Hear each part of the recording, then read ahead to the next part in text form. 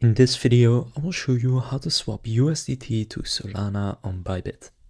To do this, go and open up the Bybit app or website and click Assets in the bottom right. From here, you want to go and click on Convert, and then at the top where it says From, you want to set it to USDT. So you can see I have 44 USDT. Now at the bottom you want to set it to Solana, so for me right now it's Bitcoin. Just click on whatever it says for you, and at the top type in Sol, and you will then see Solana. So then at the top you can choose how much you would like to convert, so I'll just click max, and then here you can click quote, and then you will get a quote. You will see the fees, stuff like that.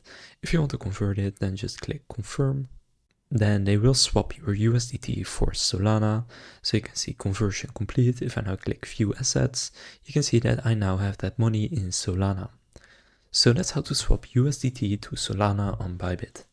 If this video was helpful, please consider leaving a like and subscribing to my channel. With that being said, I will see you in the next video.